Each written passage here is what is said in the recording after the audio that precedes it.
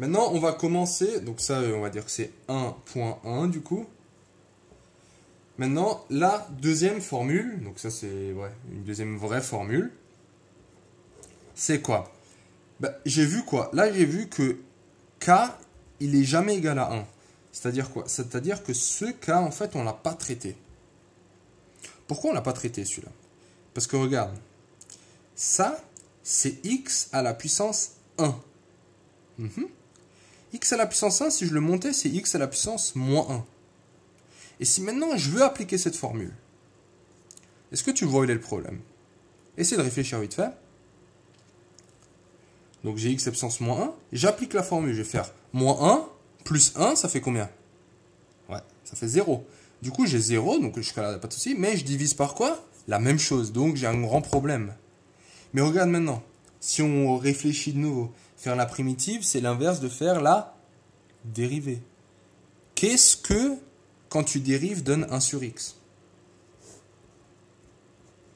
C'est ln de x.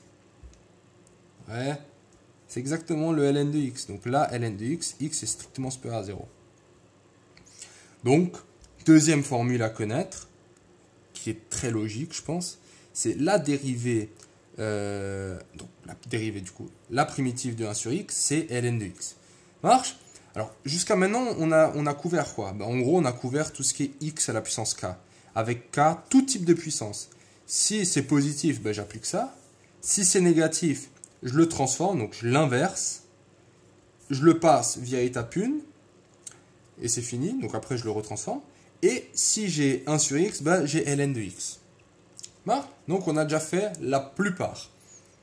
Maintenant, troisième formule, c'est les racines de x. Alors les racines de x, de ce style-là. Je vais te donner cette formule. La dérivée de la racine de x, si tu te rappelles, c'est quoi? Là, c'est écrit au cas où. C'est 1 sur 2 racines de x. Excuse-moi, là, il n'y a pas le 0. C'est 1 sur 2 racines de x.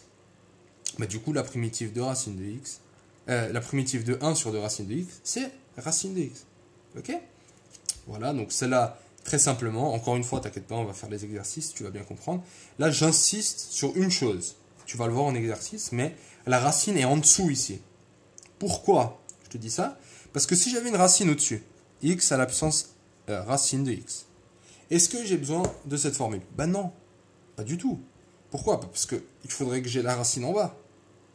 Ça, c'est égal à quoi? Très important aussi, ça, c'est égal à x à la puissance 1 demi.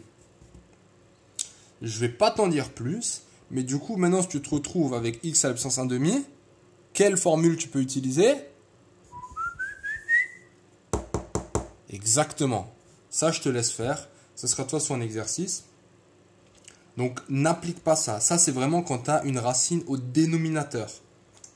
Donc là, je te le mets au dénom. Ouais. Important, important. Donc ça, c'est racine au dénominateur. Et finalement, quatrième, ça sera tout ce qui est exponentielle de x. On a vu que la dérivée d'exponentielle de x, c'est exponentielle de x, donc c'est la même chose. Ouais. Donc ça, c'est pour x appartient au réel. Et quoi d'autre? Donc là, j'aurais pu dire aussi x appartient au réel. Et quoi d'autre? Mais on a aussi vu que on a vu une autre formule de dérivée de l'exponentielle qu'on n'a pas x, mais quand on a une formule au-dessus. Donc ça, on va faire des exercices quand on aura les exponentielles un peu plus compliquées. Ce qu'on va remarquer, c'est le suivant. C'est que u' de x, quand j'ai u de x, ça, la primitive, c'est e de u de x.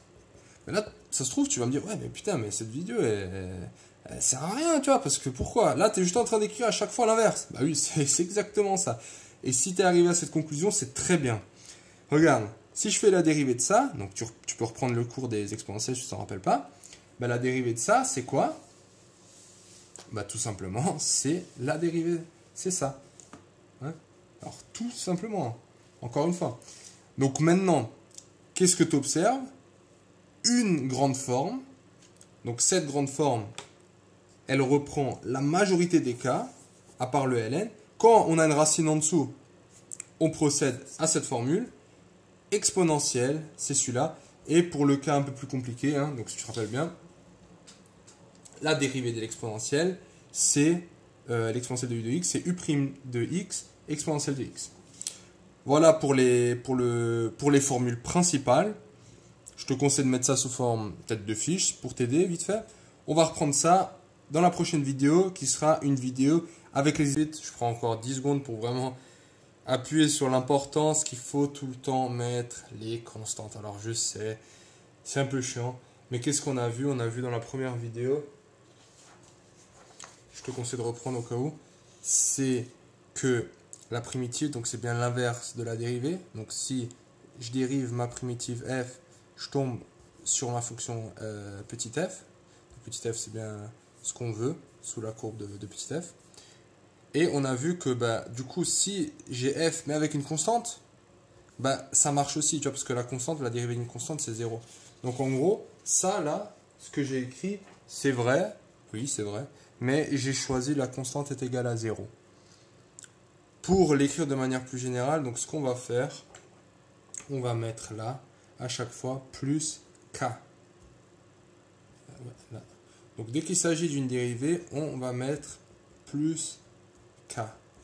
Donc c'est pour ça, je te conseille de faire comme moi, tu laisses toujours un petit espace à la fin.